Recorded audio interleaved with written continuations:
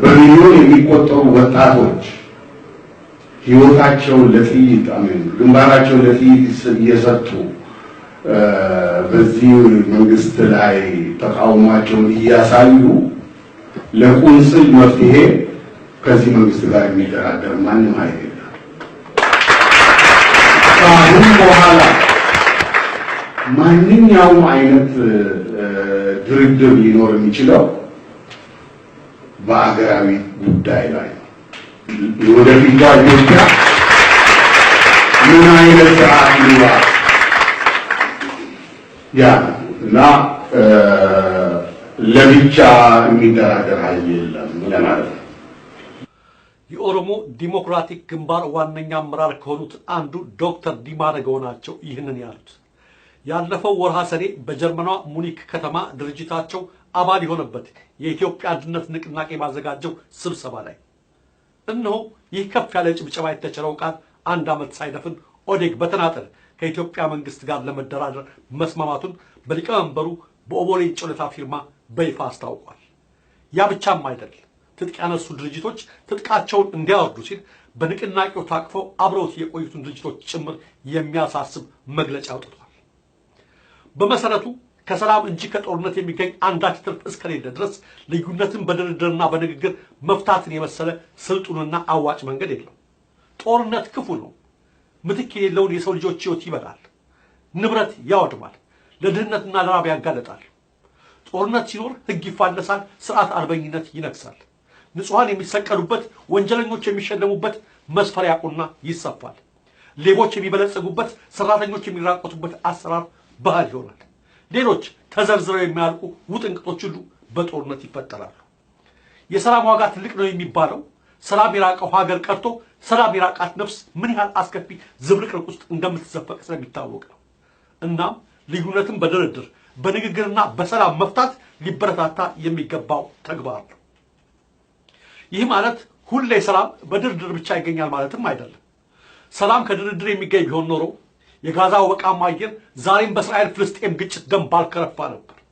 ሰላም በድርድር ብዛት የሚገኝ ቢሆን ኖሮ የአዲስቷ ነፃ ሀገር የጁባ መሪዎች ሳልቫኪርና ሪክ ማቻር ለዓመታት ለገላጋይ አያስቸግሩም ነበር።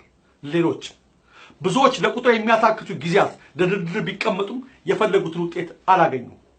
ከተመሰረተ ረጅም ዓመታት ያስቆጠረው የተባበሩት መንግስታት ድርጅት የርግብ አርማ እያውለበለበ በዓለም ሰላም ስለማስፈን ብዙ ቢልም ምድራችን በተቃራኒው በማያባራ ጦርነት መታመሷን ቀጥላለች። የዚህ ዋነኛ ምክንያቱ ደግሞ ሁሌም ጉልበተኞች በድርድር ስም ፍላጎታቸውን በኃይል የመጫን ምኞታቸው ስለማይገታ ነው። ገጣሚው እንዳለው በወትሮ ልማዱ ሰው መተራረዱ ፈጽሞ ባይቀርም አንዱ ተሸንፎ አንዱ እንደሚያሸንፍ አያጠራጥር። ያሸነፈው መስፍን በትንቢቴ ታምኖ ደስ ብሎት ሲሾመኝ፣ የተሸነፈው ግን ያልኩትን አስቦ እኔን መቅጣት ቢመኝ ከምኞት ባለፈ ከቶ ምን ያመጣል? የተሸነፈ ሰው ስልጣኑን ያጣቀን ሁሉን ነገር ያጣል። በዚች አውድ ምድር መሸነፍ ወንጀል ነው፣ ይህንን አውቃለሁ። የተረታ ልኩም ራሱን ሊያጽናና እውነት ያሸንፋል ሲለኝ እስቃለሁ። ይልቅ አሸናፊው እውነትን ያበጃል፣ በአምሳሉ ጠፍጥፎ ሲያሻው ያወርሳታል ለቀጣዩ ትውልድ በጽላት ላይ ጽፎ። አዎ ምድር የምትገዛው በህግ ሳይሆን በኃያላን ጉልበት ነው። ተጨቋኞችና ተገፊዎች ደግሞ በእነሱ መዳፍ ስር በባርነት ወድቀው ዝም ከሚሉ አርነት ለመውጣት ጠመንጃ አንስተው መፋለምን ይመርጣሉ። ምክንያቱም የጦርነት አለመኖር ብቻ የሰላምን መኖር አያመለክትምና፣ ትግልን ፈርቶ በድርድር ስም መገበርም ሰላምን አያስገኝምና። ከዚህ አንጻር በኢኮኖሚውም ሆነ በወታደራዊ ኃይል የዝሆን ያህል በገዘፈው በኢህአዴግና ለዓመታት ውጭ ሀገር የቆዩ ደርዘን የማይሞሉ አባላት ባሉት በኦሮሞ ዲሞክራቲክ ግንባር መካከል ከሚደረግ ድርድር የሚገኘው ትርፍ ምንድን ነው? ምዕራባውያን አምባሳደሮችን ሳይቀር በተማጽኖ ልኮ ከፀሐይ በታች ባሉት ነገሮች ለመደራደር ዝግጁ ነኝ ባለማግስት ሚሊዮን ደጋፊዎች ካሏቸው ከቅንጅትና ከህብረት ጋር የተጀመረውን ድርድር አጨናቅፎ የጭቆና አገዛዙን ያጠናቀረ ፓርቲ ዛሬ በራሳቸው ጊዜ ሰተት ብለው በተማጽኖ ከገቡት ከኦቦሌ ጮለታ ጋር ምን አይነት ድርድር ነው የሚያደርገው? ሀገር ውስጥ በሚሊዮን ደጋፊዎች ታግዘው ከሚታገሉት ከነ ዶክተር መረራ ጉዲና፣ ከነ ኦቦ በቀለ ገርባ፣ ከነ አንዱዓለም አራጌ፣ ከነ ማሙሸት አማረና ከሌሎችም ተቃዋሚዎች ጋር ድርድር ባልተጀመረበት ሁኔታ የኦዲግና የኢህአዴግ ድርድር ወሬ መቻኮሉ በርግጥ ትግሉን ለማገዝ ነው ወይስ የነማ መገርሳ ቡድን ለመገዝገዝ? ቄሮ የህይወት መስዋዕትነት እየከፈለ የህዋትን አገዛዝ አጣብቂኝ ውስጥ ባስገባበትና ትግሉን ባፋፋበት ባሁን ወቅት ላለፉት ረጅም ዓመታት ሞክረው ያልተሳካላቸው ኦቦ ሌንጮ ለታ ቄሮ ግፋ በርታ በማለት ፋንታ ትግሉን ለማገዝ ሀገር ቤት እገባለሁ ማለታቸው እንዳሉት በርግጥ ትግሉን ለማገዝ ፈልገው ነው ወይስ ሀገር ቤት ለመግባት ጓጉተው? በነገራችን ላይ አቶ ሌንጮና ፓርቲያቸው ወደ ኢትዮጵያ ለመግባት ፍላጎት ሲያሳዩ ያሁኑ የመጀመሪያቸው አይደለም። ቀደም ሲል በተደጋጋሚ ሙከራ አድርገው አንዳንዴ ከቦሌ አንዳንዴም ደግሞ አዲስ አበባ ከገቡ በኋላ ባገዛዙ እንዲመለሱ ተደርገዋል። እድሜ እየገፋ ሲሄድ ወደ ትውልድ ሀገር ገብቶ ለመኖር መጓጓቱ እየጨመረ መምጣቱ ተፈጥሯዊ ነው። የረዘመ የስደት ህይወት እንኳን ለእድሜ ባለጸጋ ለጎልማሶችና ለወጣቶችም ይሰለቻል። ከዚህ አኳያ ኦቦ ሌንጮ ወደ ኢትዮጵያ ለመግባት መጓጓታቸው የሚነቀፍ አይደለም። ይህን ግላዊ ፍላጎታቸውን በህዝብ ትግል ስም ሊሸፍኑት ሲፈልጉ ግን ነገር ይበላሻል። የእርሳቸውን ቀደምት ድርጅት አምነው እልፎች በዱር በገደሉ እየተዋደቁ ባለበትና የሆነ ያጥር ተቆልፎባቸው በሚማቅቁበት ጊዜ ትግሉን ለማገዝ ከገዢው ፓርቲ ጋር ተደራድሬ ሀገር ቤት ገባሁ ማለት የመከራ ቀንበር በተጫናቸው የኦሮሞ ነጻነት ግንባር አባላት ቁስል ላይ ሚጥሚጣ መነስነስ ነው። ምክንያቱም የኦነግ አባላትን እያሳደዱ እየፈጁት ጋር ቁጭ ብሎ ለመደራደር ሌላ ሁሉ ቢቀር በቅድሚያ ቢያንስ በኦነግ ስም በሆነ የሚማቅቁት ሁሉ መፈታት አለባቸው። ትግሉን ለማገዝ የሚለው ምክንያት የማይዋጣው ለዚህ ነው። ለመሆኑ የኦዴግ ሊቀመንበር የዛሬ 4 ዓመት አካባቢ ሀገር ቤት ለመግባት ሲወስኑ ለቪኦኤ ከሰጧቸው ምክንያቶች አንዱ ምን ነበር? እንደምን አመሹ አቶ ሌንጮ? ደህና እግዚአብሔር ይመስገን። በቅድሚያ የት ሀገር ነው የሚኖሩት? ኖርዌይ የሚባል። መልካም። ታዲያ ወደ ኢትዮጵያ ለመግባት እንዴት ወሰኑ? ለምን ወሰኑ? ጊዜው ሰለቸኝ። የቀድሞ ጠቅላይ ሚኒስትር ኃይለማርያም ደሳለኝ አቶ ሌንጮ ከኦነግ መውጣታቸውንና ከመንግስት ጋር መደራደር እንደሚፈልጉ በደብዳቤ መጠየቃቸውን ሲናገሩ እንደሚከተለው ተደምጠዋል። በዚህ ደረጃ እና አቶ ሌንጮ ለታ በግለሰብ ደረጃ እኔን እስከማውቀው ድረስ ከኦነግ ተለይተናል የሚል ሐሳብ ነው ያላቸው። ስለዚህ ከኦነግ እንዴት እንደተለዩ ምን ይዘው እንደሚመጡ ሲያቀርቡ በዚህ ደረጃ ላይ ተመስርቶ ለመደራደር ዝግጁ ነን። እኛም በወሬ ደረጃ ሰምተናል። ለዋሽንግተን ላለው ኤምባሲያችንም ደብዳቤ እንዳስገቡ ሰምተናል።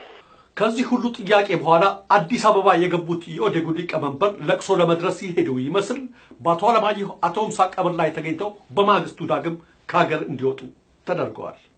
ኦዴግ የኦነግን ስህተት እየደገመ ይሆን በሚል ርዕስ መሳይ መኮንን ባሰፈራት ጽሑፍ እነዚህ የኦዴግ መሪዎች ኦነግን ይዘው በሽግግሩ ወቅት ከህወሓት ጋር ለመስራት ገብተው ነበር።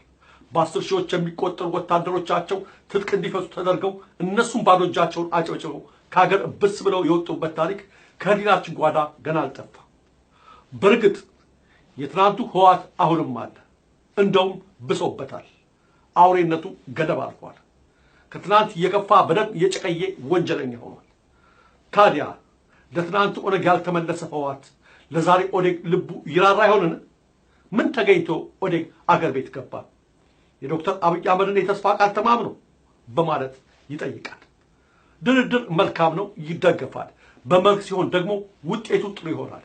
የተስፋን ቃል ብቻ ተከትሎ መንገድ የሚጀምር ግን ሃይማኖተኛ እንጂ ፖለቲከኛ አይሆንም። እነ መረራን እነ በቀለ ገርባንና ሌሎች የፖለቲካ መሪዎች ፊት የነሳ አገዛዝ ኦዴጎችን አበባ ነስንሶ ዘንባባ አንጥፎ ይቀበላቸዋል ማለት ዘበት ነው። ኦዴግ ትልቅ ፋውል ሰርቶ ሁለት እግር አለኝ ብሎ ሁለት መንገድ ጀምሯል። ከሁለቱም ሳይሆን እንዳይቀር ስጋት አለኝ ሲልም ስጋቱን ያስቀምጣል። ፋሲሌን ያለ የጋሽ ሌንጮ ነገር በሚል ርዕስ በጫራት ጽሑፍ ደግሞ ኦዴግ ከአርበኞች ግንቦት 7 ጋር ጥምረትን ፈጠረ። ከዚያም ተፋታና ከሌላው ጋር መወዳጀትን መረጠ። በፖለቲካ ታሪክ ካየነው የኦዴግ ውሳኔ አስገራሚ አይደለም። ጋብቻ፣ ፍቺ ወይም አብሮ መኖር በፖለቲካ ውስጥ የነበረ ያለና የሚኖር ነው። ምናልባት በኦዴግ ዜና የተገረሙ ሰዎች ካሉ በፖለቲካ ውስጥ አስገራሚ የሚባል ነገር እንደሌለ የዘነጉ ሰዎች ሊሆኑ ይችላሉ። ፖለቲካ ጥቅምን አስልቶ የሚደረግ ጨዋታ ነው። ጥቅሙ ለግል ወይም ለብዙሃኑ ሊሆን ይችላል። በዚህ መነጽር ካየነው የኦዴግ አገር ቤት መግባት አስገራሚ ዜና ሊሆን አይችልም። ኦዴግ በውሳኔው ስላገኘው ትርፍና ኪሳራ ራሳቸው መሪዎቹ እንዲያሰሉት ልተውና ምን ይጎዳል በሚለው ላይ ወይም አርበኞች ግንቦት ሰባት ኦዴግን አስጠግቶ እንስራ በማለቱ ምን አገኘ ምንስ ተጎዳ የሚለውን ለድርጅቱ አመራሮች ልተውና ምን ያተርፋል በሚለው ነገር ላይ አንድ ነገር ልበል። አርበኞች ግንቦት ሰባት በአብሮ መስራቱ ውሳኔው ከሁሉም በፊት እንደ ኦዴግ አይነቶችን እምነት የማይጣልባቸው ድርጅቶች እንኳን ለሀገር አንድነት ሲባል አቅፎ ለመጓዝ የማይቸግረው ድርጅት መሆኑን አስመስክሯል። ዓላማህን ወድጄዋለሁና አብሬህ ልስራ ሲል አርበኞች ግንቦት ሰባት እምቢ ማለት ይቻለዋልን? አይመስለኝም። እንዲህ ካለማ ከራሱ ዓላማ ጋር ተጋጨ ማለት ነው። እንዲህ የከረረ አቋም ያላቸውን ድርጅቶች ከማለዘቢያ መንገዶች አንዱ አቅርቦ ማናገር ነው። ዛሬ ዶክተር አብይ እየተጠቀሙበት ያለው ስልት ማለት ነው። እኔ የሚኒሊክ ስልት ነው አለው። የሚፋጁትን እያቀረቡ ማቀዝቀዝ። በአንድ መስመር ተሰልፍ ያለውና አብሬ ልስራ ብሎ የመጣውን ድርጅት አርበኞች ግንቦት ሰባት ዞር በል ቢሉት ኖሮ ይጠብቃቸው የነበረው ውግዘት ቀላል አይሆንም ነበር። ወያኔም አርበኞች ግንቦት ሰባትን በዘረኝነት ለመፈረጅ ጥሩ ሰበብ ያገኝ ነበር። ስለዚህ ይላል ሐሳቡን ሲያጠቃልል ፋሲል፣ ስለዚህ ዓላማህን ደግፎ የሚመጣውን ሁሉ ወደ ቤትህ ልታስገባው ትችላለህ። ከሳሎን እንዳያልፍ ማድረግ ግን ያንተ ፋንታ ነው። እሱ የሚያየው ቤተ መግባቱን እንጂ ሳሎን ውስጥ መቀመጡን አይደለም። አንተ ሳሎንክን በማሳየትህ ጥሩ ገጽታ ስለምትገነባ ታተርፋለህ እንጂ አትከስርም። ለምን ጓዳህን አላሳየኸውም ብሎ የሚተች የለም። ቤት ገብቶ ቢጋበዝ እንኳን ወጪ ኢምንት ነው። እሱ ካንተ ቤት ገብቶ ከበላ በኋላ ለአንተ ጥላት አድሮ አንተን ቢተችም የከሰረው እሱ እንጂ አንተ አይደለም።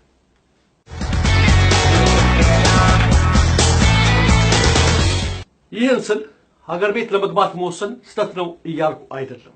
ለትግልም ሆነ ለኑሮ ሁላችንም አገራችንን እንመርጣለን። የስደት ኑሮና የስደት ትግል ያስመረጠን የነጻነት ጥማት እንጂ ያገር ጥላቻ አይደለም።